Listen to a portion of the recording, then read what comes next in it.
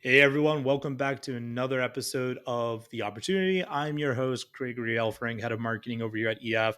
And today I am talking to Nick Wood. So, Nick, he also does the rank and rent model, like what we talked about with Luke Van der Veer in a previous episode. We'll link to that in the show notes below. But Nick does it in a little bit of a different style. And I think it's interesting how he does this because he basically sells the rank and rent website before he ever ranks it, which gives him the capital he needs to really just scale this thing quickly. So I've been following Nick for a little bit. Similar to Luke, I met both of them a few months ago, and really cool people, really cool stories. And I wanted to present a different way to do this business model in case anyone was curious out there. So let's get into it. This is a bit of a longer episode, but Nick drops a lot of really cool knowledge bombs on how you can go about selling this stuff before you ever rank a single local website. See you on the other side.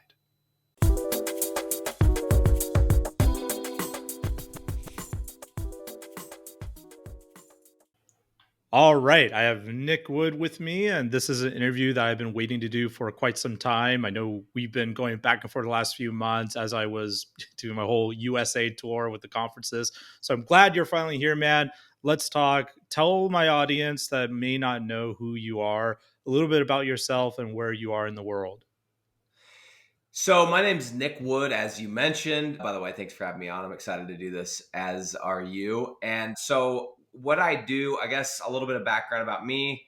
Currently, I run an online program and I teach people how to do rank and rent digital real estate. And for anyone that doesn't know what that is, that's where we build micro websites, rank them in Google, and then we rent them out for typically $1,000 plus every single month. And I've been running that community. It's called Digital Landlord, and I've been doing that for the past year. And then prior to that, I ran my own digital real estate agency, and I still do that. But yeah, so I've got those two things going on, having a blast doing it. And that's me, man. Just excited about what the future holds. Yeah, I liked your content when I found you, and as well as another person that I had on recently on Rank Around, Luke Van Der, which we'll link in the footnotes. But both of you guys seem to be crushing it. I think this is a really interesting business model because a lot of people don't think about this when they get into SEO. They think about a marketing agency, affiliate sites, all that kind of stuff. So how did you discover Rank and Rent? Like, were you always like when you got into the SEO space, were you always like, this is the one, or did you go with a bunch of different business models before you started really focusing on this one? Good question. So I've known about rank and rent as a business model since 2016. I was one of those guys. I don't know if you are. I'm sure people that are listening, we've all purchased courses, right? And one of the courses I bought in 2016, it was actually specifically geared towards rank and rent. But as maybe a lot of people have done, I find this really common with people that I work with is you get in with this idea that you're going to build these websites and you're going to build this business of digital assets. And then to pay the bills or to do, to make ends meet, because with the traditional model of rank and rent, you have to wait for them to rank, which is why I do mine differently, which we'll get into. But during that time, I started taking on SEO gigs and website builds and email campaigns and social media. A couple of years later, I found myself I basically was just trading time for dollars and was was in no better spot than I was when I started. I just now had, instead of one boss, I had 10. So no, I've known about it. I've been doing it to some degree for the last 6 years, but no, man. I just 6 years ago, I didn't know what a domain was. Like, I knew what a website was, but I didn't know that's what it was called. So that's how new I am to this, which is, I think, exciting that like somebody like me, who I would not consider myself technical, has been able to make the kind of money I've made in this short period of time with knowing nothing just a couple of years ago. Yeah, and maybe we should back up a little bit. Give it like a 30-second overview of what rank and rent is, if the audience isn't familiar with it, just so they know. And then let's talk about your success. So you really started seeing success, I think was around 2019, right? Maybe 2020 is when you started really doubling down on this. So describe those two things to me. So, yeah, rank and rent is exactly as it sounds, right? You pick a local market, let's call it concrete, and then you pick a city, and then you build a website and you rank that website. That's the ranking piece. And then the phone calls and the forms that come in off the website, that's your product. That's what you are renting or selling to a business owner. So that's rank and rent, right? Very, very like exactly as it sounds. That's what the business model is. I do mine the way I teach it is rent, as Drake would say, rent first, rank later. If he was going to talk about it, he would say it like that. But I call it rent, then rank, but rent first, rank later. So we actually get the deal up front. That's rank and rent. And then 2019, at the end of the year, I was making about 8 to 10 grand with I had mainly SEO clients, which I was so tired of because every winter, which by the way, I still kind of have like that shell shock because it's winter. Every winter you get a couple cancellations, you get a couple people that like can't pay the bill, and it's like you go into proverbial winter with your bank account as well. And I finally was tired of it. I'm like, dude, I'm working way too hard to be making 8 to 10 grand. I used to, by the way, and this is another segment, but I used to do door to door sales where I was making 150 to 200K. I'm like, maybe I should just go do that because it sucked, but I was making better money. And finally, I was like, the best thing I ever did is I grabbed a piece of paper and I was like, what do you want? Like, what does the future look like? And I wrote at the top, and at the time, my goal had been for a long time to make $100,000 a month. And I just started looking at it. I'm like, if I'm a door to door salesman, I will never get to 100K a month. If I'm this, I'm that. The only thing I can even see that could get me there is rank and rent because of all these factors. There's leverage, there's scalability, there's assets, et cetera, et cetera, et cetera. I have to figure this out. So yeah, 2020 was the year that I just got like, I'm like, I have to figure it out this year, period. And so 2020 was the year that we finally we went from making like 8 to 10 grand a month and we did 7 figures in 2020. So it was like crazy jump, but that's the year that we actually focused on rank and rent. That's awesome. I love that you had all this kind of failure. I mean, not failure. You're making 8, 10K a month. That's more than a lot of people get into this stuff, but it wasn't where you wanted to be. You figured it out. And then in a very short time frame, 2 years, all that failure, all that experience led into this, which is one of my favorite parts about, digital businesses. Like we have entrepreneurs that come buy businesses from us all the time, entrepreneurs that sell businesses from us all the time. And if you look at the actual lifespan of their like big spurts of growth, often they're very small windows when in comparison to a normal business like a brick and mortar business or real estate investment or whatever. Like it's very hard to like 10x your real estate property. They're great Yeah, stores of value, of course. Like you have to do some pretty risky stuff to turn that into a huge 7 figure 8 figure business. So this is really right. cool to see. So in 2020 the light bulb clicked on. You decided to rent the businesses first because most people they rank and then they rent the website, but you decided to rent them first. So tell me, how did you stumble across that? What did that process look like? Yeah, and I know maybe there's going to be a few people that don't really have a background with SEO. I'm sure it's getting popular enough. Most people should at least understand. So obviously SEO, search engine optimization, but typically speaking, unless you're in a town of 2,000 people for a long term or a long tail keyword, it's going to take you 3 to 6 months to rank a website. Like it just does. And there's just not really any way to speed that up. I mean, we've all probably had those sites where it's like, oh, 30 days, I'm genius, but you can't repeat it, right? So for me, that was the game plan is I just sat down and went, okay, I want to get to 100K. And I started like penciling out the math. I'm like, how many websites will I need?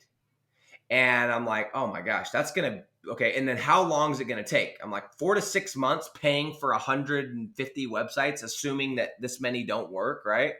And then my tracking numbers. And honestly, I just realized like I couldn't really afford to cover the nut every month to scale it.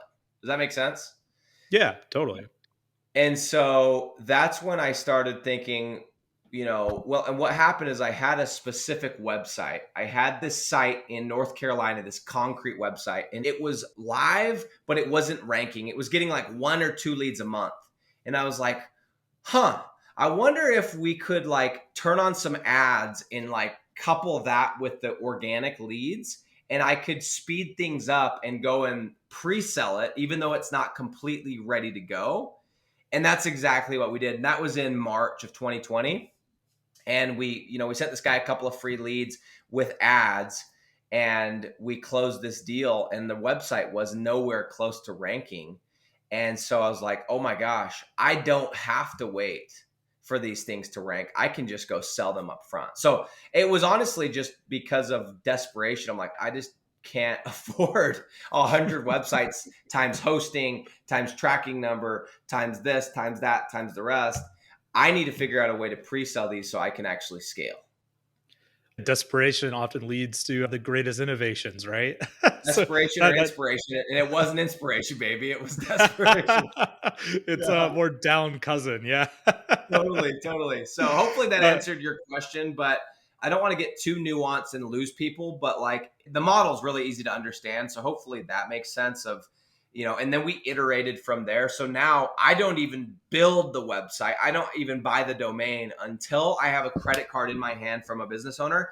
I do not build anything that costs me money. We build a one-page landing page that's 100% free. That's my only thing that I build up front until I have a credit card and a contract in hand. that was my next question, actually. So if you were going around doing all this, if you're like throwing up just a one-page lander of some sort, or if you're building out the website. So talk me through that. Like, is that lander trying to mimic a full-blown local website, or is it more your traditional capture page? Yeah, when I first started doing this quote unquote pre-selling and testing stuff out and spending money on ads. By the way, since then, I know some people spend so much more than this, but maybe just a little bit of context. Like I think we just crossed $1.26 million in local ads. That's like, and I don't manage people's ads. That's my money for leads, right? It's not like ad management. So we've tested a lot of You stuff. must have hell of good miles. Yeah, I made a lot of cash back on my Chase cards. Don't worry. But yeah, so at the beginning, I had all these websites that I had built when I was like, oh, I'm going to do rank and rent back in like 17, 18. And I just never did anything with. So I didn't really have to build anything for a minute. I just was using those sites. But then once we sold those, then it was like, okay, how do we build the bare bones that's going to convert into a phone call? And we just started iterating on that, right? So like now the landing page that I use, when you look at it, you're like, that's kind of a weird landing page. Yeah, but I know that it works because I've spent $1 million pushing traffic to it, right? So it's not meant to replace, obviously, but it does look similar to the homepage of our regular websites, which is another hilarious thing. They're terrible. They look awful. And I kind of wear it as a badge of honor because it's like people get so in their head about what their website looks like. And it's like, in the markets that I recommend you go into, which is concrete, tree service, anything home service, and I have some criteria, you don't need a pretty website. And so we just need something that converts. It's function over aesthetic. So yeah, if you looked at some of my websites, you'd go, dude, there's no way you're making that kind of money on that website. That's terrible. Like, it's awful. And they all look like that. It's amazing. So two things on that. There's a lot of affiliate marketers that build up affiliate websites that sell their businesses with us on their marketplace. And a lot of the time, Nick, they're not that much above the local business websites in terms of aesthetic. Okay, They're good, pretty good. terrible looking, but they it could be worth 100, 200, sometimes $1 million, despite having this like pretty bad looking aesthetic. And it's exactly to your point of function over design. I think a lot of people get lost in that, like like I need this logo, this special font or special layout. In a lot of cases, you don't. You just need Yep. the actual vehicle to work. You just need the car to drive, right? You don't need the Lamborghini yet. Like, let's get to the gas station first, right? So I like that. 100%. Yeah, There, there was 100%. a I go oh, go ahead. ahead. Go ahead. Yeah, No, go you're ahead. good. You're good. All I was gonna say is like at the beginning, I was that guy. Like, oh, I got to get my business card and my logo and all this stuff, and then I just realized, like, man, it's about moving fast. It's about getting stuff done, and so I always like as soon as my students in my program, as soon as they get their first deal, I send them a piece of merchandise that says "Money loves speed." And I do that because I want to remind them like, hey, the money's not in the perfection. The money is in the action, right? So Yeah, just a little side tangent. I like that. On another side tangent, I was actually looking at local businesses recently. Just one of my friends in Bangkok, he's developing basically a mass page builder, and is what led me down this whole rabbit hole that led me to finding your stuff. But I was looking at some of the stuff that he was showing me, and there was this like wedding DJ, I think it was, and their website you go to, it gets a lot of traffic. Somewhere in Colorado that gets like quite a bit of search volume for those. The website just has like floating musical notes and then super loud banging club music that just like turns on at hyper speed. It's like, holy shit, is this like a MySpace website? Like, what is going on here? And that's the dude. That's hilarious. MySpace. Yeah, like Shout out to 2008. Tom. Yeah, Yeah, shout shout out out to to Tom. Tom. R.I.P. So That's let's funny. talk about obviously the advantage here, which I like, is that you are basically getting these people to fund your own ranking of the businesses, and that I think opens up certain advantages in of itself. I think it might be a little bit more challenging, perhaps in some ways too, which we'll get into. But when you're building these websites, or when you're doing the ads, for example, you're ranking the website, and as you're ranking, you're running the ads. How do you make sure the cost, because some of these Google ads, some of these niches are pretty expensive, how do you make sure you can charge enough money and not spend all of that in the ads? Because I'm assuming you have some of the capital that goes into actually ranking the website as well, right? Is there a certain like golden ratio you're looking for? Yes. Good question. There totally is. And again, this comes because of trial and error. Because when I did this, one of the mistakes I made is I didn't even consider that, which sounds so dumb. But I started going into some of these niches. Like I remember one niche, the basement waterproofing. I thought this was the greatest niche. And then looking back, I'm like, dude, the CPC is so astronomically high compared to what I do now. I can't believe I even made money. And I really didn't. It was kind of just a wash. So here's the key. And by the way, like I hope people will take this information.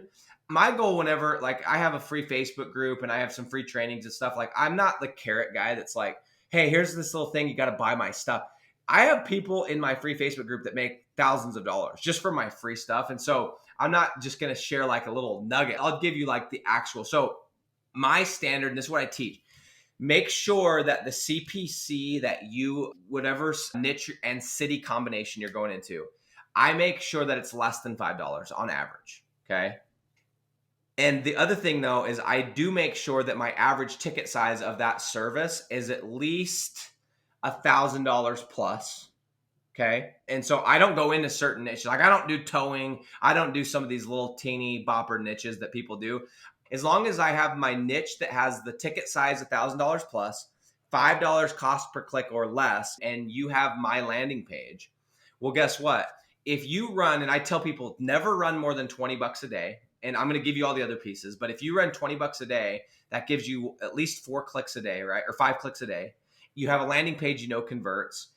And then what that does, that almost guarantees that you're going to have 10 to 20 leads right out the gate without even ranking organically at all.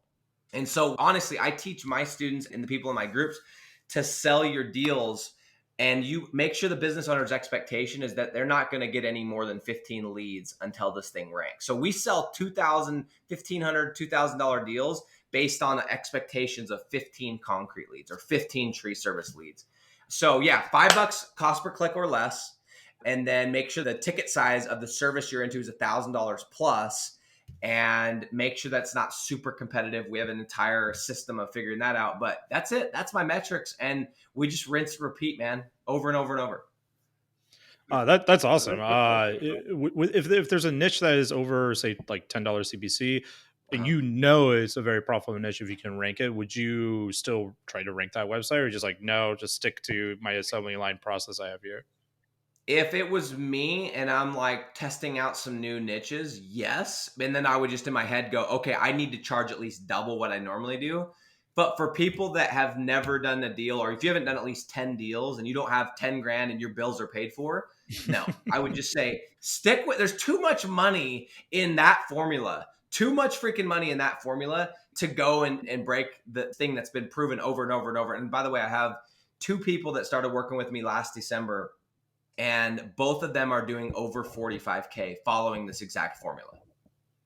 Oh wow, So, that's amazing. I love this little business model. Like I love pretty much almost all the digital business models I find, but this is such a like a niche within a niche of a business model, and just goes to show you how much money there is out there in the whole digital world. That's why I wanted to bring you and Luke on, because like I don't feel like yeah, this business model gets much attention at all. It's just kind of like, right. and I think even in one of your videos, you mentioned that you felt that way about the business model. Like you did two deals, Totally. and you're like, "Screw this! I'm going to become a SaaS founder." They're like, Yep. "This is even worse. I don't want to do this." I did do that. That's a true story. Yes, that's a true story. That Uh, is awesome. but no, to your point, like this is my theory, and I want to say it so that the record is set straight. So, Greg, let's say you go to 10 people and you're like, "Hey, have you ever heard of rank and rent?"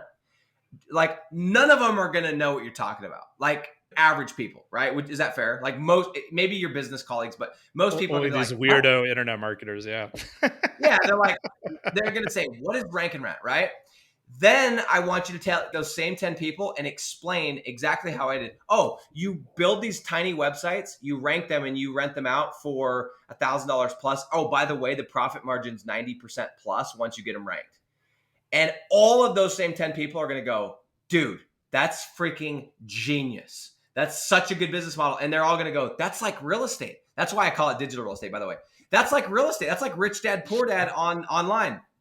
So because of that, and I've done this multiple times, I believe that this thing's just going to get more and more popular. And there's going to be a time in 5, 7, whatever years, and we're going to be like, man, I really wish at this period where we're at right now as we're recording this, that we had gone in and scooped up as many properties as we could have, because we're in that like, and by the way, I'm not comparing this to crypto, but like when Bitcoin was $100, if you knew what it was going to do, you would have taken out HELOCs.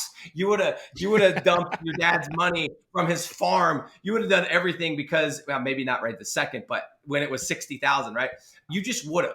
And I'm not saying it's going to do that, but what I'm saying is like there's going to be a time when we're going to go, man, I really, really missed my window because it was so easy. And that's why every Monday I do this show on YouTube and I call it Making Hay with Digital Real Estate, because it is time to make hay because the sun is shining on this little corner of the internet, even though it's obscure. Man, I've made so much money just doing this simple business model. And the crazy part is I'm only making my money in like 3 or 4 niches. I love it. I think in general with my SEO friends that make a crazy ton of money with SEO, almost without fail, no matter the business model they're in, it's usually something that's quite boring or dry. like that's no one's excited to talk about this like certain type of concrete or the certain like Amazon product that you're talking about, Yeah. like no one is, but yet there's so much money in there versus a lot of my e-commerce friends. I feel a lot of times they're like too focused on the flash, so to speak, of like trying to get into the supplement space. Like, and I always consult my friends who are e-commerce entrepreneurs, like, don't do that. Like, that is an insanely hard niche, but they're just enthralled by it, And if you are good at it, of course, it can do really, really well. But I think there's so much money to be made from like just stick to the boring stuff that makes people yawn, and no one goes into it because of that, but it makes a ton of money. Dude, it's funny you say that because literally yesterday on my YouTube live, my Making Hay show, the topic was the riches are in the boring niches. Like that was literally an hour rant. I'm like, guys, quit trying to like be flashy. You know what's sexy? It's not the niche, but what's sexy is when you're out golfing and you look at your phone and you just made $2,000, right? Yeah, From a yeah. concrete guy in Wisconsin or in Florida. That's sexy. Maybe not the niche, but who freaking cares, right? I, So, I had a funny story. So, one of my good friends used to be kind of the head honcho over at warriorforum.com, like an old school internet marketing okay. forum. And he tried all this different stuff. And he was like pretty well known for a bunch of different things. And he just disappeared off of the radar, like from the social scene of the internet marketing entrepreneur, like kind of crowd. I'm good friends with him. I reach out to him, like, hey, what's going on, man? And it turns out he had switched everything just recently, I think in the last year, to a rank and rent model, and he kept posting on his Facebook about how Really? much yeah, he kept posting about how much he loves the fact that he no longer needs to like do TikToks or social media or whatever. It's just like he has this plethora of people that are effectively clients, but they never talk to him, as the regular model they tend not to talk to you versus the actual Right. client model. They talk to you too much. And I just thought that was so funny. Like, oh, wow, that's crazy. Because, I was just interviewing Luke and now I'm interviewing you. And one of my good friends is also just like silently converted over to this business model, which I think is quite He's funny. just he's like, I'm not gonna tell anybody. I'm just gonna Yeah, like buy my time exactly. back, and then I'm gonna come out of the woodwork and let everybody know, right? Yeah, he's like, I don't want to deal with this scene anymore. See you guys. I'm going to go make a ton of money, and you'll never know what it is, basically. But the Which is question I great. would ask, here's the rhetorical question I would ask for people that are doing SEO right now. Why not do the same thing you're doing, but own the asset? Yeah, yeah, of course. I mean, most people who do SEO and who listen to this podcast do own the asset, right? Like, so they're using SEO to build out their businesses. Though there is a good slice of people that are listening to this that are agency owners, which I think is a great cash flow business model, but very asset poor, which is why I love this because it injects some assets into an agency. And I think gives a fresh perspective on this.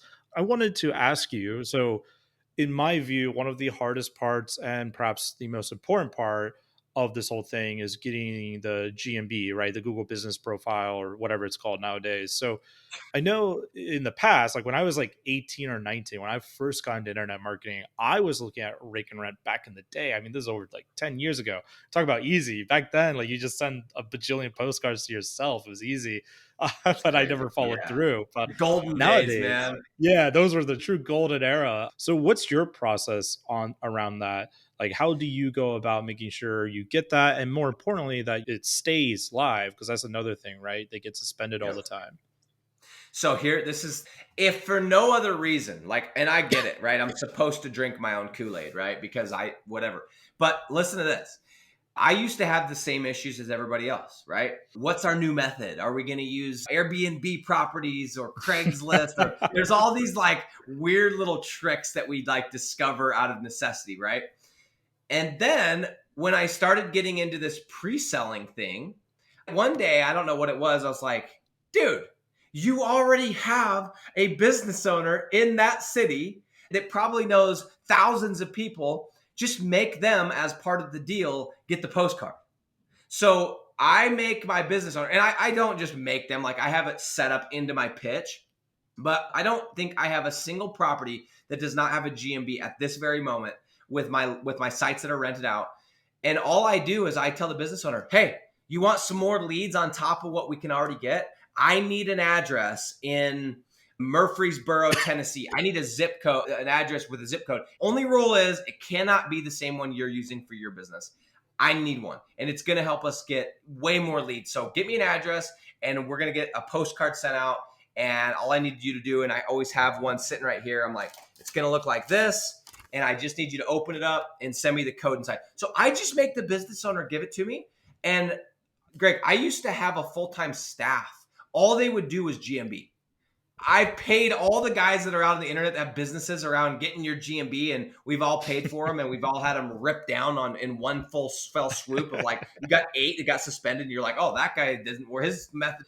I don't deal with that now. All I do is it's like part of the deal. I pre-sell the deal. I put them to work, and I actually had them set up the Gmail and submit the postcard, so it's from their IP address and all that kind of stuff. But yeah, that's it. It's really like I wish I had this really cool method of like we send a carrier pigeon and it drops down in and whatever. But we don't. We just say, "Hey, Mr. Business Owner, you want more leads?" Because this is why it works.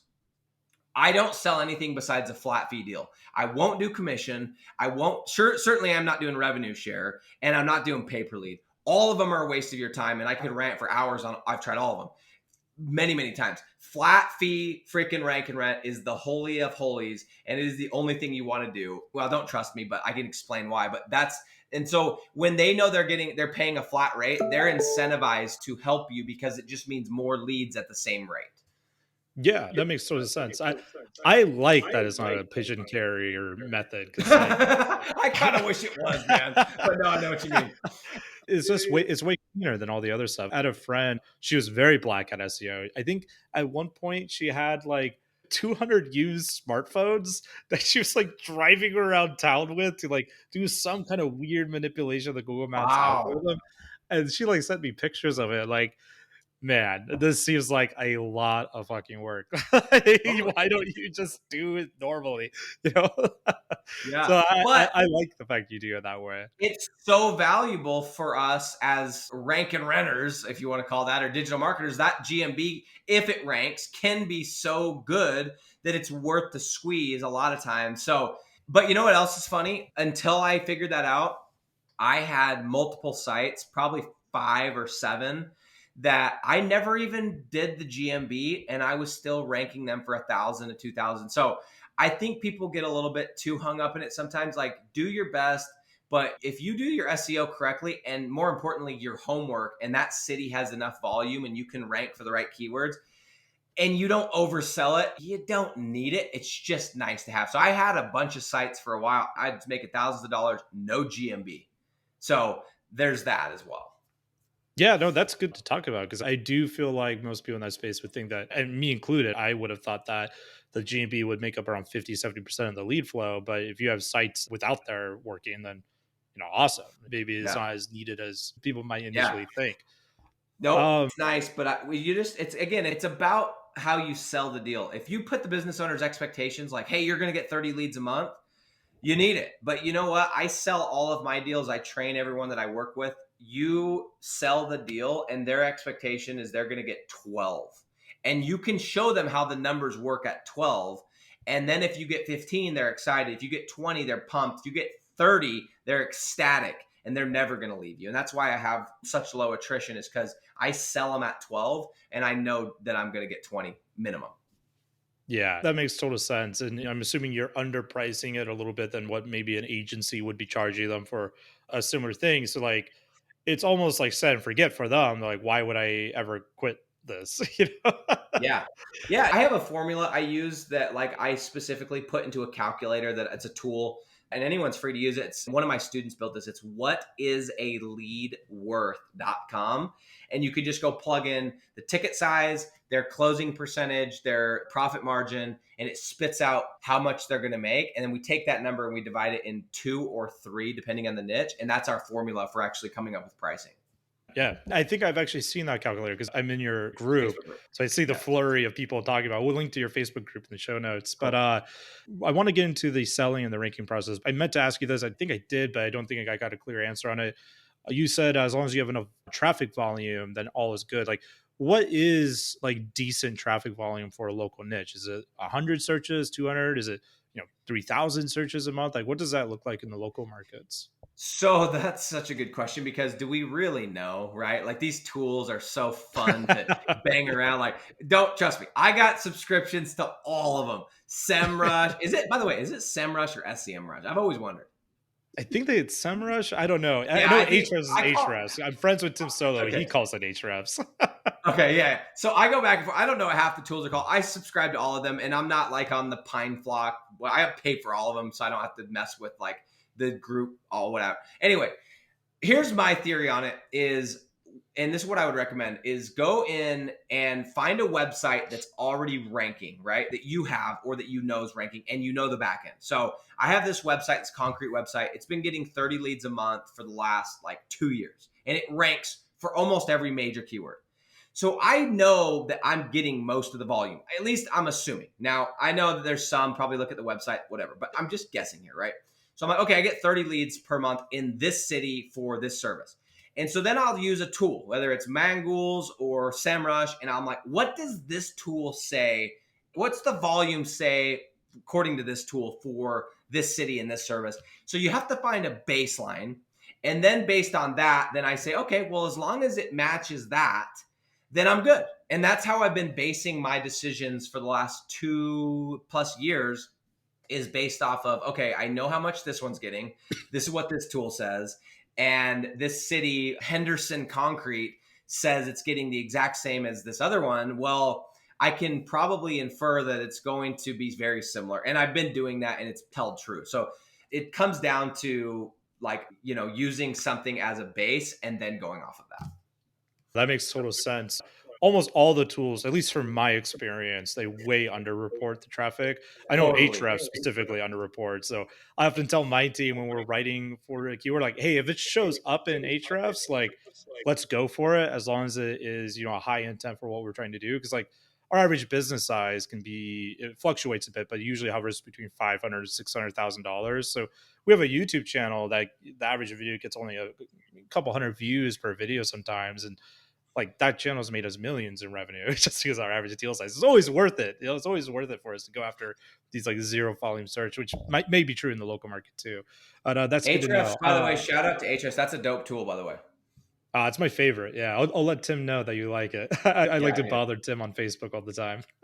Yeah, bug him. I like that tool. And actually in version 1.0 of the training I created, that's the tool that I use. So anyway, it's a good tool. Yeah, he's actually not too far away from me. He lives in Singapore. I'm in Vietnam, so every now and then we see each other in the little social groups out here in Southeast Asia. But yeah, I'll let him know. He always loves to get good feedback. He actually has two of my content specialists that work for me now work for him. So I always give him shit like, "You're poaching my people, Tim. You're poaching my people." Thanks, bro. Yeah, come on, man. Yeah. I want That's to get into funny. the sales process real quick, and if we have Oh, good. time, then That's we'll get into I've the been waiting. ranking. We got Yeah, through all the boring stuff. Now let's talk about the fun stuff. yeah, so this is your like big thing. So you build up the funnel and you're sending a Google ad traffic to this simple one page lander kind of thing. I'm assuming you're sending your prospect a few of the leads and then you call them up, or how does that process work? How are you sourcing these people that you're calling? Yeah, so we have a very, very specific way that we do it. But yeah, I'm a big believer for anyone that's listening that's familiar with the company Costco. I think their model is brilliant, right? Saturdays, we take a bunch of people who've never done any sales, we stick them behind the booth and they hand out samples, right? And I know for me, I've gotten home before and I've just like gave my wife the eye and been like, did you really buy quiche? Or did you like, and it's stuff we never went to buy. And the principle is like, okay, these people aren't salespeople. We weren't even in the market for it, but the product was good. We sampled it with no strings attached, and therefore we walked out with the big bag, right? So that's it. We just follow that same strategy. We get the lead that comes in from the ads, or if you already have a website that's ranking, you can use an organic lead, even better. And we already have a list built of customers. And this is the key. I don't train people to call anybody that, like, as far as a business owner, unless they're already paying for ads, paying for leads. Unless you're paying for Home Advisor, Angie's List, Thumbtack, or Google Ads, I am not calling you, right? I'm not here to sell you on leads. I'm here to show you why mine's way better. We call the business owners, and instead of calling and saying, hey, I can get you to the top of Google, hey, I can get you leads, it's like, hey, Greg, quick question for you. Do you cover XYZ area? Because I have a lady that needs her tree cut down. I would like to send it to you. And about 30 seconds in, the business owner goes, who are you? Like, they're super confused, but in a good way. And you're like, you're not trying to pull the wool over their eyes. Then you go into it and say, oh, my name's Nick. I have a website and a phone number. I'm not a tree company. I'm not a customer. I just have these jobs that keep coming in off of my website. And I'm calling you, Greg, because you're already paying for Google Ads. So I figured I could give you a couple of these for free and we could talk in a couple of days about working together if you're open to it. So let me get you this one. And then I just go into it. But that's it. It doesn't even feel like cold calling. I'm giving you what you're already paying for. Why wouldn't you say yes? Yeah, I love that. I also love, I don't know if you did that on purpose or if it's really part of your script, but I love the fact you use "Are you open?" So I train all of my people whenever we're like in a situation where we would say, "Are you interested?" I tell them like get rid of that because Oh, no yeah. one's interested, but everyone's open. No one wants to be closed-minded, right? Good So in point. all of our outreach, we always do that. Like, and I always say, I was just curious if you were at all open. So it's like lowers the pressure so significantly, and most people are predisposed to say yes when you do that. But if you say interested, like, no way, man, too busy, get off the phone with me. I don't want to talk to Yeah. you. Yeah, it's such a good point, and that is in our script. And then, but it's all about just assuming. It's like, saying that, and then it's like, and we'll sometimes follow it up like, "Would you be open to talking?" And then we'll be like, "I assume you are, since you're already paying for Home Advisor, who, by the way, is you and I both know is selling those leads to 5 people." Right, Pause. right. They're like, "Oh yeah," but it needs to Yeah, come these things from them. suck. You don't, and yeah, you don't want to be like talking trash, but like usually they'll open up. I actually have a cold call that I did on YouTube, like the full call. And I was training a salesperson and I luckily pushed record. And it's cool at the beginning. He's like, we're good, we're good, we're good. Literally, if you fast forward like 15 minutes, he's talking smack on his current provider. He's like, I actually hate those guys. And I ended up getting this guy and turned him into I think it was an $850 a month client. Wrong niche. It was drywall, which would not recommend. But anyway, we got the client, made some money. But no, very true. So that's all we do. We call, we give a couple leads, and then we take them through the rest of the process, which we can also go into. But yeah, that's our initial point of contact. That's our cold call, if you will. Yeah, in terms of so you say Home Advisor, Thumbtack, that makes sense. They're already paying for ads.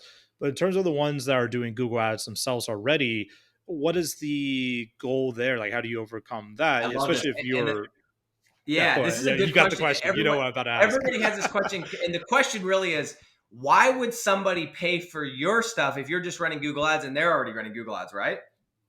That's essentially what people, I get this question all the time. And this is the problem, is we assume that because somebody is running Google Ads, they're actually getting leads. They're not.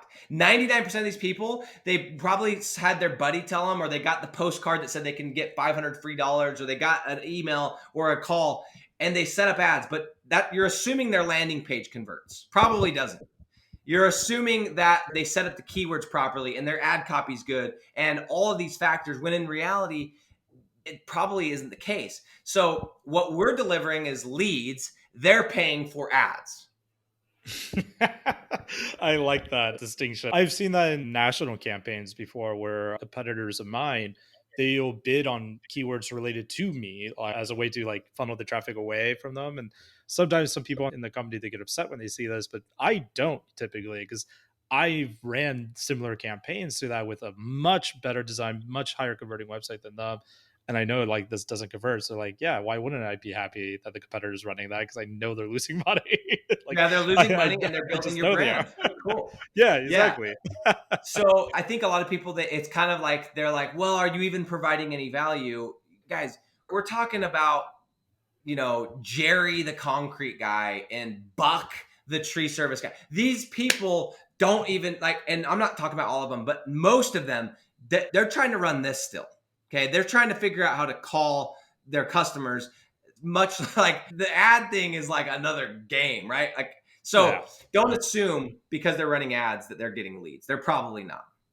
Yeah, and like you said, they're paying for that. It's not for the leads, and the leads are far more valuable than anything else. So when you get someone on board and you get them in, are you doing like live transfers where there's an actual person that's like on the call asking questions that qualifies them before you send it to the renter, or are you just sending it directly to the business owner?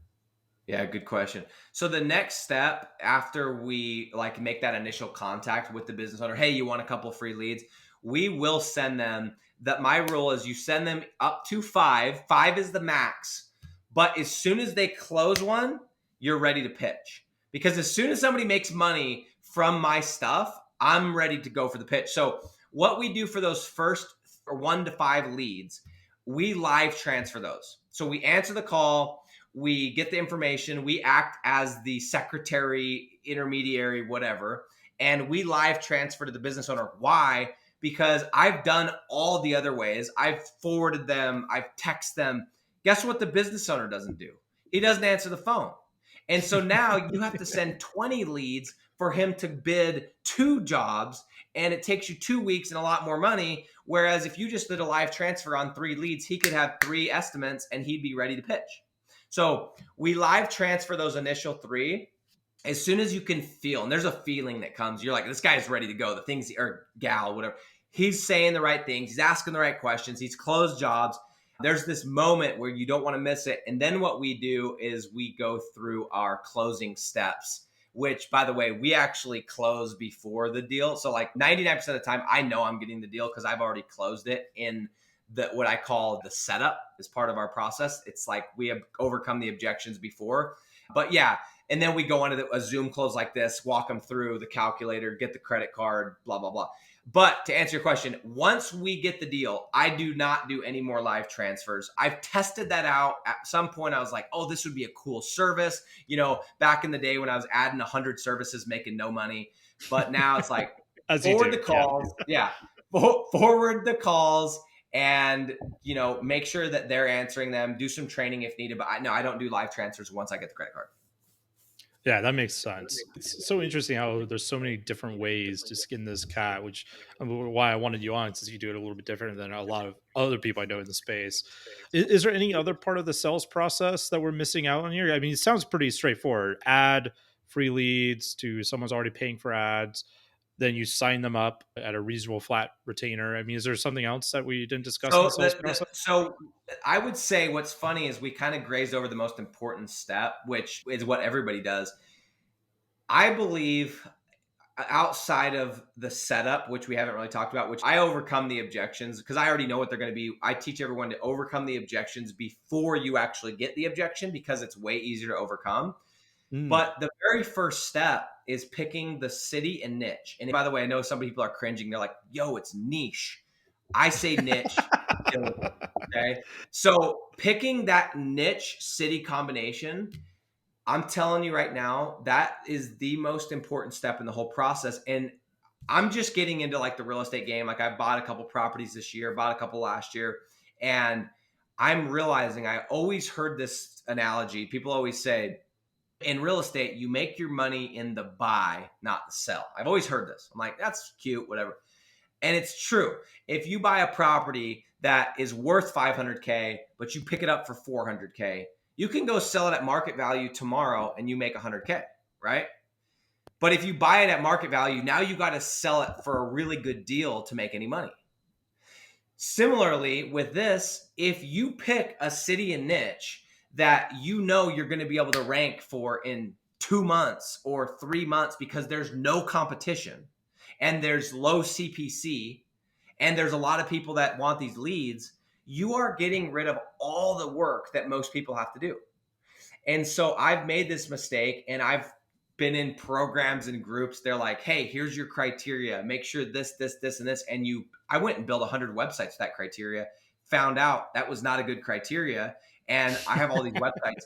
They're not going to rank unless I do some heavy guest posting and backlinking and content market, all this stuff. So I would argue that the most important step in the whole process is picking the right city. The niche, I pretty much give everyone the niches I'm going into. I'm like, look, I do concrete, tree service, insulation. You want to go into them, be my guest.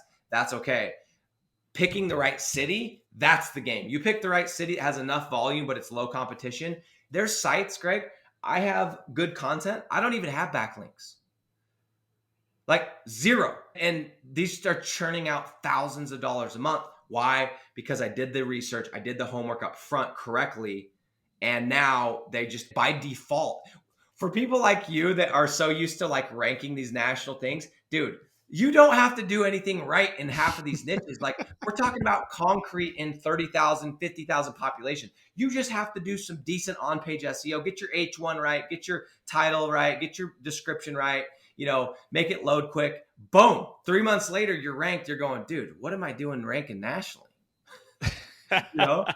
There is a certain amount of envy I get when I talk to. There's two types of envy I get because with us we're an M&A firm, right? We're helping people buy and sell businesses, and the sales cycle can be extremely long. It could be like seen as long as 700 days from the time someone becomes a contact. I think our average is right around 213 days, somewhere around there, before someone buys or sells a business with us. Which, granted, a lot of trust needs to be built there, right? For sure. But I'm so envious of my local SEO friends sometimes when I see what they have to do versus what I have to do with like Screaming Frog, on page SEO, all these backlinks, making sure we're internal linking right, the topical relevance map, just a bajillion different things, right? And in a similar vein, I have a little bit of envy of my e-commerce friends who have a sales cycle of like 2-3 days and then they're bemoaning about that versus mine. Like at least like normal attribution works for you guys. Like it doesn't work at all for me, so Yeah. I do get a little bit of envy there, but you're absolutely You, right.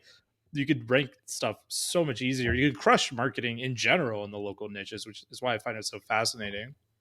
yeah. No, and it's true. And that's why I'm going to figure out how to take that little clip and share it with my groups, because sometimes I get people and they're like, "Oh my gosh, the bit," like they're complaining about something, and I'm like, "Guys, you need some context, man. Even with what you're doing, like some of these people are complaining about stuff. I'm like, you need to go like live in another country and see what real problems are. Like you're complaining that you like are having a struggle getting your Google My Business. You're in your pajamas in the heat, dude, or the AC, lady. And so I think a lot of it comes down to like, I knocked doors. I lived in West Africa for 2 years. Like, and so I'm doing this. I'm like, I'm pinching myself like, wait, like, is this real? Like, is this above board? Like, this is chill, right? Like, we're good. Because it just seems like you shouldn't be able to make this kind of money in your freaking house wearing, your pajamas or whatever it is you decide to wear. Like, it's insane. So it's just about context, but great point. Yeah. Oh, 100%. I had a related story there. There was a guy I knew, he was working remote, and he was complaining about like the work life balance and not being able to see his kids' games, stuff like that. I was like, what are you talking about, man? You work from home. Like you're making like multiple six figures per year. Your life is great. Like you need to prioritize your time better if you can't like do this work life balance thing. But like I used to work 6 miles off the north coast of Alaska on an oil rig for 12, 15 hours a day. Exactly. And if something broke, I was working for 50 hours because like my shift isn't over till the machine works again. So, yeah, it's a lot It's of you get it. context. It's so true, man. Like when I was growing up, I worked on my dad's farm. Then I went to West Africa. I was a missionary, and then I did door to door sales. Those are my three things I did. And then I'm like, wait, you can make money at home? Okay, let's figure this out, man. Like it was like a no brainer. And yeah, it's a different work. You're using your head, but for anybody out there that like, for the one person that's not in digital marketing, right? It's like, I cannot believe everybody, no matter what you're doing, you should be making money online in some way. Like there's just too much money to not be doing it. Similar to you, I get really excited about online business because I'm like, it's so interesting that we can do this. So I meet so many entrepreneurs. I think in the last 3 months, I probably talked to literally like 400 people, like one on one. But I just love dissecting business models. So I always build like these random business plans of just like, what would I do if I was in that position of like a friend's business, whatever, and then I'll like give it to him. Like you should like do X, Y, and Z. Like I had a friend, he was talking about buying, I think it was like a laundromat. And I started like just coming up with ideas of revenue that were kind of out of the box thinking. He's like, sorry, like start writing it down. Like I love that stuff. I think it's super fun. I agree with you on the internet money, so to speak. Like, there's a lot of fake gurus, a lot of scam courses out there, all that type of stuff. But the reality is actually like better than what they sell. Because like I feel like they're always selling the hustle and the hype. But like once you actually get going and getting traction, I think it's actually way better than what they talk about on their sales letters. So yeah, 100%. Well, one thing, let me mention, is it okay if I mention one thing on this? Sure. You'll always catch me on whatever I'm always screaming on whatever TikTok or something. People, I always see the comments like, "Bro, you got to stop screaming, dude." And there's this one video specifically. We're going to Vegas, me and my wife, and I'm like, "Dude, I got to record a video." And my wife, you can just see her in the back. She's like plugging her ear, and people like, "Yo, you got to slow down, dude." I'm screaming. My wife's like covering her ear. Anyway, beside the point, what I was gonna say is like the online guru thing. Here's a really easy way to like sift it all out.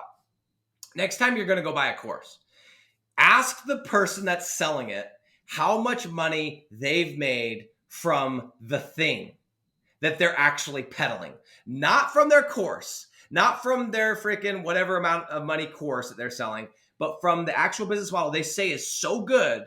And let's see if they're actually sold A, how much money they've made B, and C, how much are they still making? Ask those three questions. You're going to see a lot of squirming going on.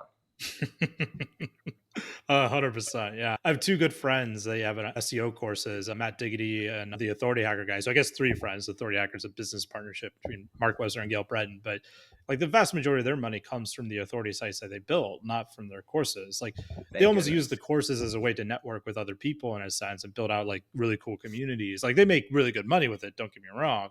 But the vast majority of their money comes from the business model they're teaching about, not from the act of teaching, Yeah. which I do think is important for a lot of these kind of like mentors that you get. We're running short on time here, but did want to have just two more areas to question you, and Yeah, then let's we'll go. move into the rapid fire questions. So first off, we didn't get to talk about the objections, so maybe you can go over Yeah. quickly what are the objections that people have when you make this pitch. I've been doing sales, and that's a point.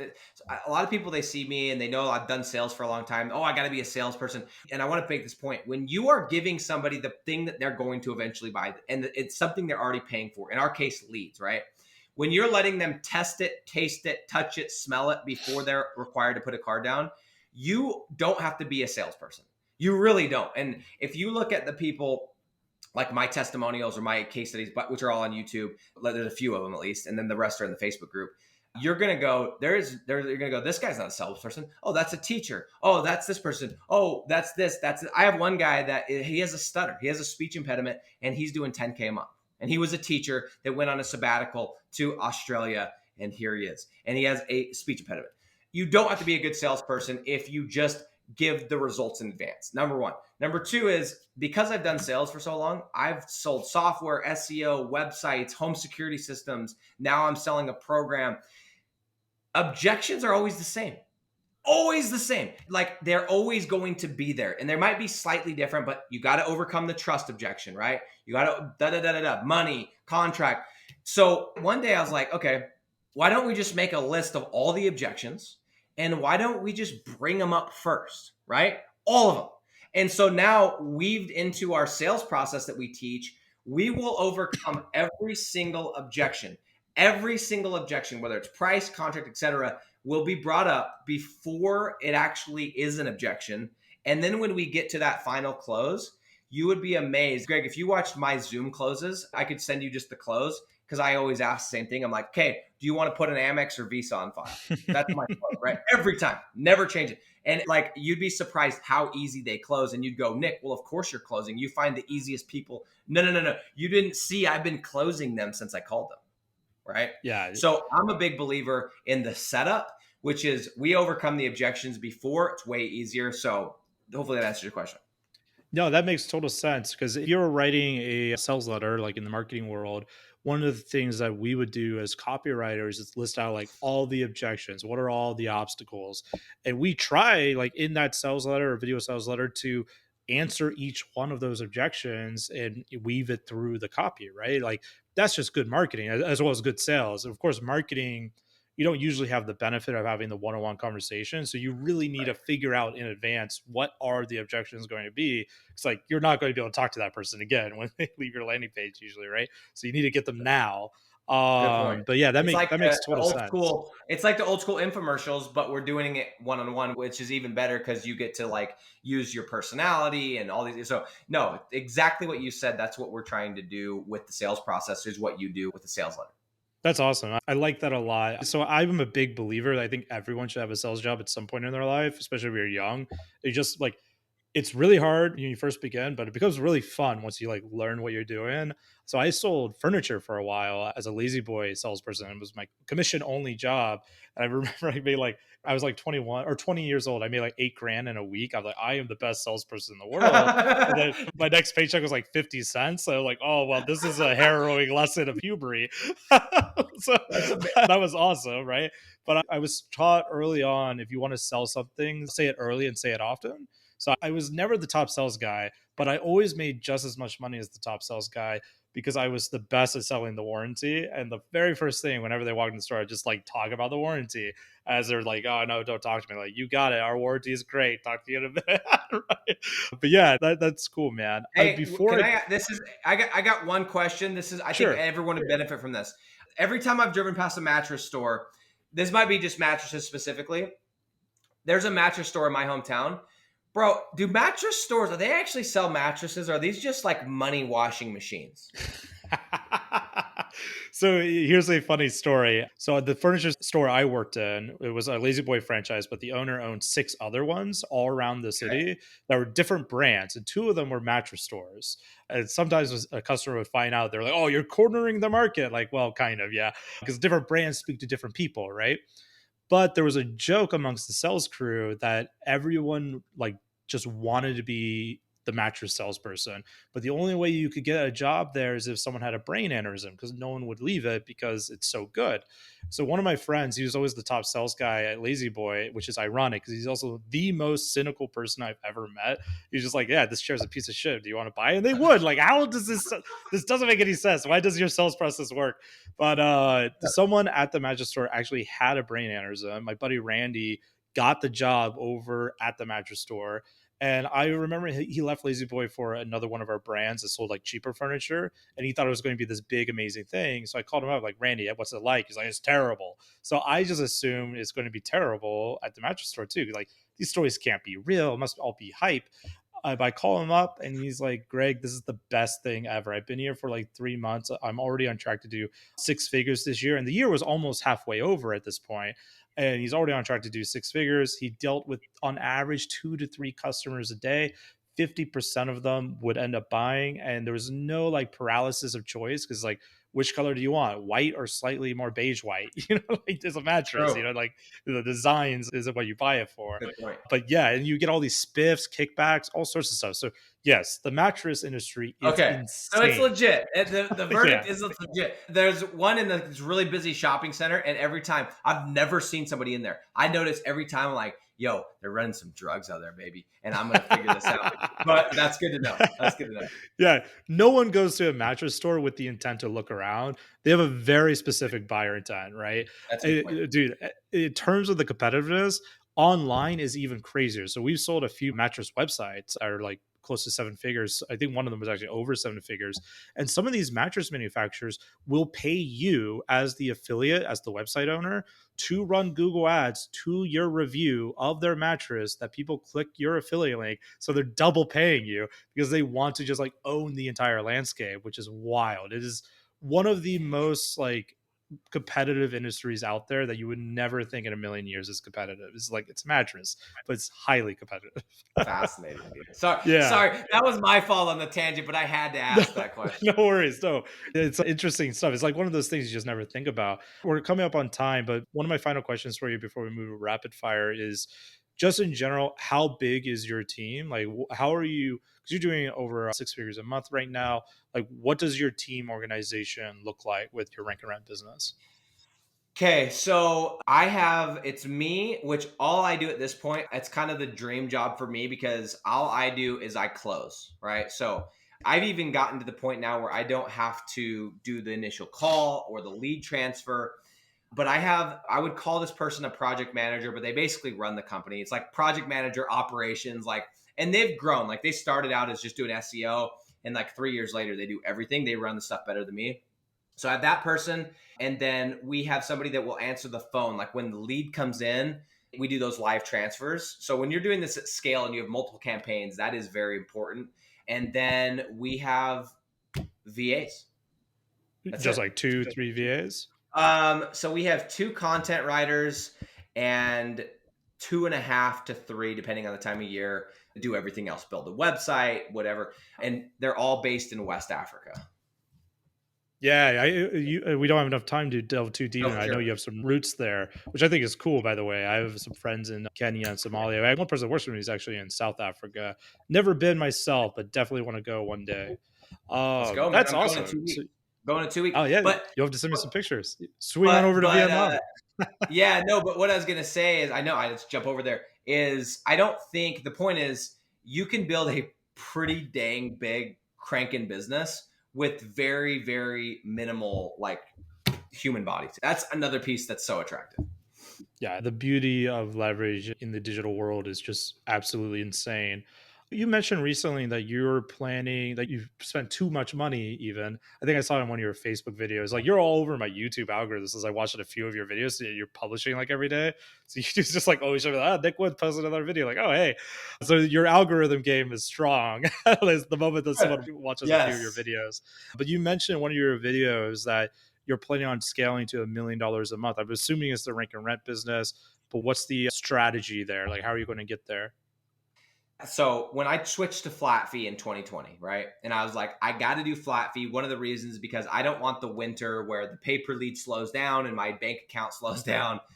When I did that first deal and I made $1,000, just kind of clicked to me. I was like, All I have to do is take that $1,000 and do it 100 times.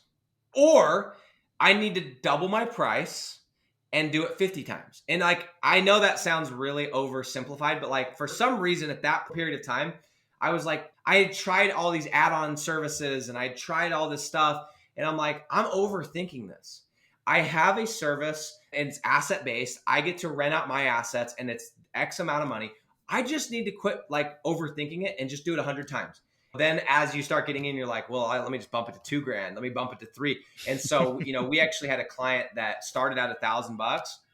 Sorry, they started at 1,000 with 3 sites. They grew into a massive, like $30,000 a month client. So the game is simple. It's find niches, continue to do what we're doing, but find additional niches that we can charge more money because they're higher ticket, and find bigger clients that will take on more websites, at once, and scale it up. Like, it's not sexy. It's very simple, but that's it. It's the formula. I got to 100K. And if I can get to 100K, yeah, I'm going to have to add probably some more people in and that kind of thing, but it's the same formula. If you can get $1,000 a month, then why can't you do $1 million a month? That makes sense. But you just opened a can of worms here before I can go rapid fire questions. So you've mentioned one business that it turned into a $30,000 a month like flat fee client for you. Like, is this someone that's like a franchisee owner or just That like that specific client is actually a massive, and I could chat with you off the record about that one, but like sure? it's a massive. No, I know. So this is actually they have like venture capital backed, and they're just going in and scooping up companies. So this company, I was working with them, and I was working with this other company.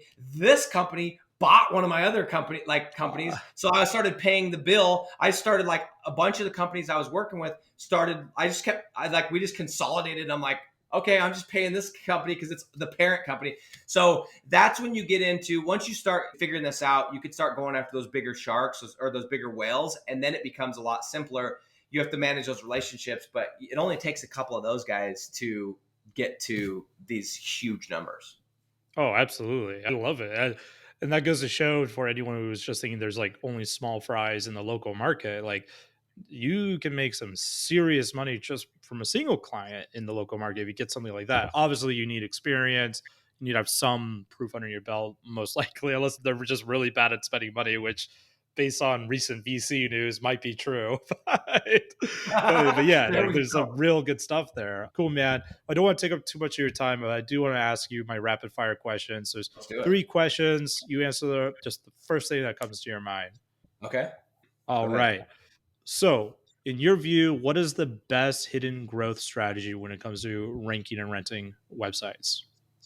Hidden growth strategy. So my answer to this would be the advice that I just got like 3 months ago from somebody, which was get results for your clients. And I know that sounds weird. It's kind of a weird answer, but I've been like paying this guy to consult me, and he's doing 1.5 million per month. He's actually one of Hormozy's portfolio companies. And he said, you can try all this stuff. You can do the funnel. You can do the web, all these things. He's like, but dude, the best marketing that you can do, the best growth you can do is actually get results. If you get results for your clients, everything becomes easier. So I've been focusing for the last 90 days, and that's what I'm going to focus on, is making sure that I actually get results. Grant Cardone said it probably a little bit like simpler. He said, you want to have a client for life, make them money. So it's a stupid answer, but like it works. Like if you could show results, everything else becomes easier. It's deviously simple, and it's like one of those things that people don't think about. But I personally know a lot of people where they're just like so stuck in the weeds that they never even think about that basic concept. And so I met Hermosi in Beverly Hills, and he said something that was really good. What was it? He has such a way with words. He said something like, if your offer is good, then you don't need to sell it. So something along those lines. And I think that's true. Like if your offer actually is getting people's results, like similar to what you were saying earlier, then it's a no-brainer. Like, yes, I want this, like, of course. But most agency owners, even if they gave you that offer, they can't actually live up to the offer. So that's the key. Like, you have to make a really good offer, but one you actually deliver on. Like, those are the 2 key components. Yeah. And it's funny. The guy that told me this, he like Hormozy owns part of his business, and he was telling me, he's like, dude, Alex, he's like, that his actual thing, everyone thinks he's like this savant, this marketing savant, which he is. But like his product, that gym launch was actually really, really good. Like people got results. And that's one of the reasons why he was able to freaking crush it. Yeah, for sure. That's what it's So all about. And I would say for the audience, if you don't have a good offer yet, just look at your data, look at what you're doing with your customers, and from that, retweak your offer because now you actually have some numbers, right? Like similar to what you're doing with what I'm sure you're doing with your all your rank and rent stuff. You have quite a bit of data you're sitting on that can make your offer just beat anyone else's eventually because of just how much you know about that specific space, right? Yeah, good response, good answer. What tools or resources would you recommend for someone to scale their rank and rent business? the only tools would I recommend or do I use is the question. So What do you use? Yeah. okay, I use Google, all the free Google stuff, like Google Drive, Google Sheets. Like our $100,000 a month agency, like we're now like, okay, we want to scale this. We gotta get this into a CRM. We don't have a CRM. All of it's in Google Sheets. And the only tool that I pay for is, well, that's not true. I pay for two tools.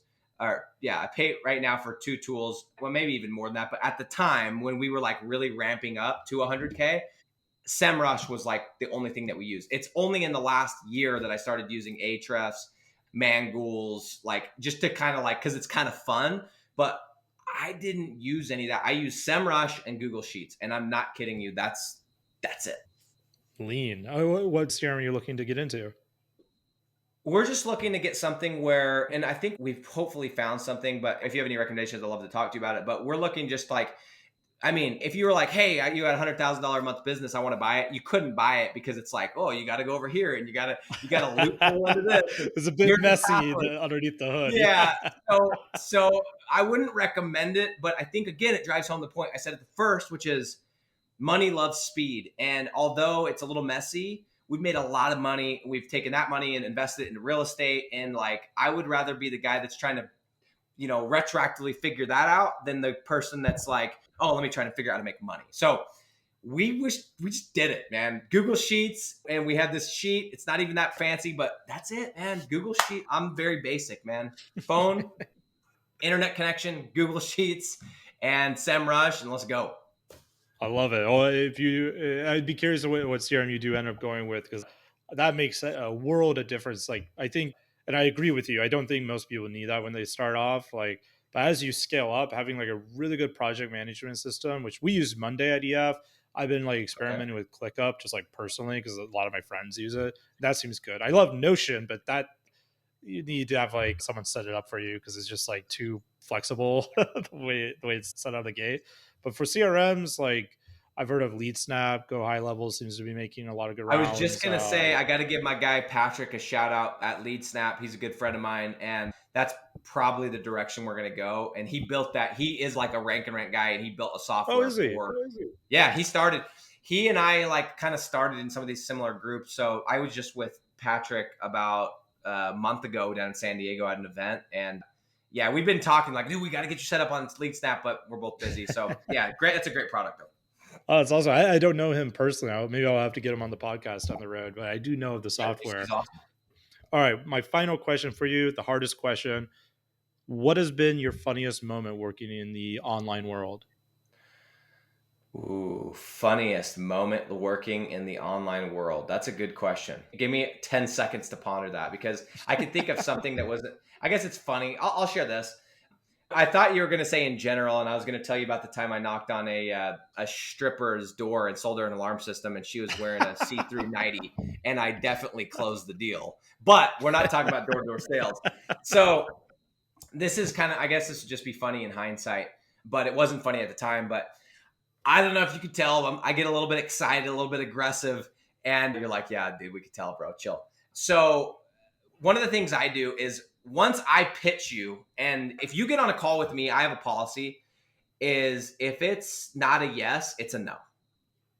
I'm not doing the think about it thing. Like I'm just not doing maybes. Does that make sense? Mm-hmm.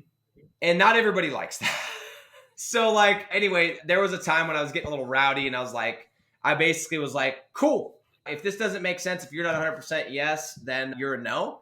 and I'm going to happily go sell these to your competitor. And I knew who the competitor was, and I just knew that Per didn't like him. So I started like kind of digging a little bit there. And it was kind of it was a dick move, but that led to all of a sudden about 30 minutes later, I'm getting a call and it's his wife and she's threatening me and I'm going to call the attorney general and all this stuff. And I'm like, whoa, lady, this has escalated quickly. I was upset because I just sent your husband free business. He made money from my leads. And now he's telling me that he doesn't want to do this deal. So it's laughable now, but at the time I was like, dude, am I going to like get a call from the attorney? And man, so I backed off a little bit. I still don't let you tell me maybe on the phone. I'll take a no over a maybe, but yeah, maybe chill out just a little bit, Nick. So that's probably the most memorable, I can laugh about it now moment.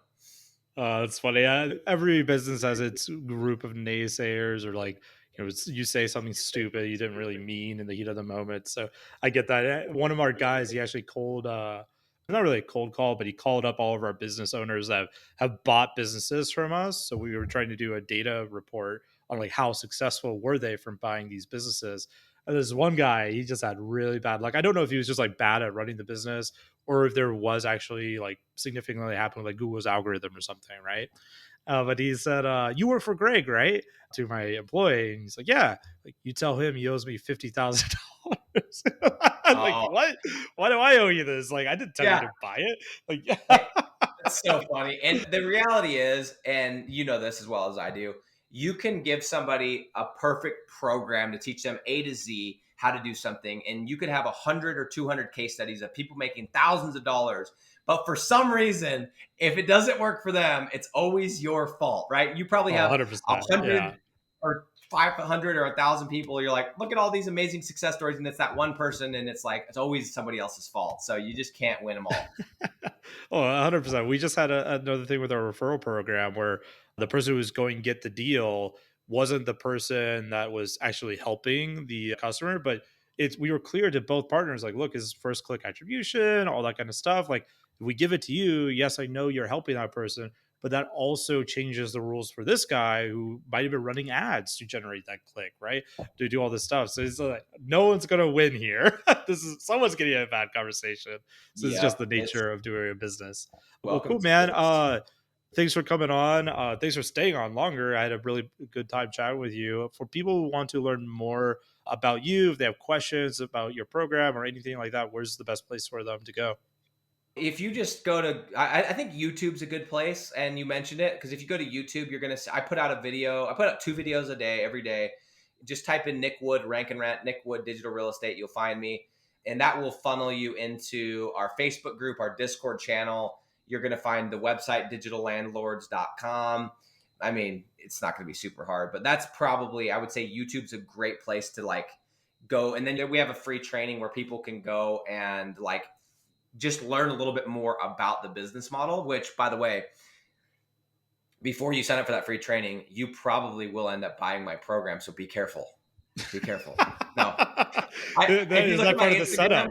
That's part of the my setup right there. Instagram, it literally says free training and it says you will eventually buy. Like, I'm not hiding it. I'm not like, it's a free training, just like my free leads. Like, the point is you're eventually going to buy. Same thing with my Facebook group. I give a ton of free value. I give a free coaching call every single week. So any of those, I'm trying to be omnipresent. And hopefully by the time you listen to this, I'm even more. But YouTube's a great place to start. Awesome. Well, thanks for coming on, man. It was a pleasure. Greg, I'm gonna hit you up, bro. We're gonna have to like go run, like roll some mopeds around. You're in Vietnam, right? Yeah, yeah, yeah. Yep. Yeah. You We drive get. the bike down from Hanoi to Saigon. It's a beautiful trail. Do you? Is it like the cliche? Like, do you wear the straw hat and stuff out in the like fields and? Yeah, it's kind of a fashionable thing to wear out here, the conical hat. But yeah, a lot of rice farmers wear it. I mean, a lot of people just wear it in general. My wife, she's a professional singer, so a lot of times she'll wear it on stage for like That's concerts and cool. stuff. The guy. This is my last question. We can end this, but I have to know. You know the guy on YouTube that goes 1, 2, 3, 4. You know that guy? I think he's from Vietnam. He sings like to a tune. Oh, you have to send it No, to me. I Greg. don't think I've seen this Greg, guy. I'm gonna blow your mind, bro. And I'm sure I hope people on here they're like, dude, this guy just went on a little ditty. There is this guy. Type in like I think it's like Vietnamese singing the 1 to 10.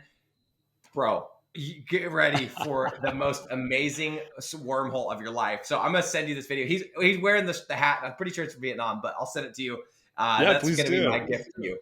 Awesome. Yeah, I mean, Vietnamese music is quite intriguing, like V-pop in general. It's kind of like K-pop and J-pop, I guess, but it is a very different flavor. They're very good musicians. So there's a whole like singing subculture in Vietnam that's quite pronounced. I love it. That's cool, man. Cool, man. Let's link up, and I appreciate you letting me come on, man.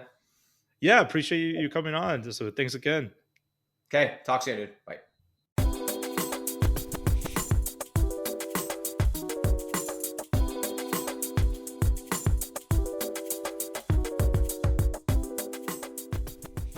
There you have it. I hope you enjoyed it. I hope it got you inspired at all the different things that are happening in this industry. And of course, if you just want to buy a highly profitable business, you can always go to empireflippers.com/marketplace, or maybe you want to make an exit of your highly profitable business, and you could go to empireflippers.com/sell your site. I've been your host, Greg. If you enjoyed this episode, make sure you leave a review, give us a like, a follow, share it across social media. Talk to you all soon. See you on the next episode.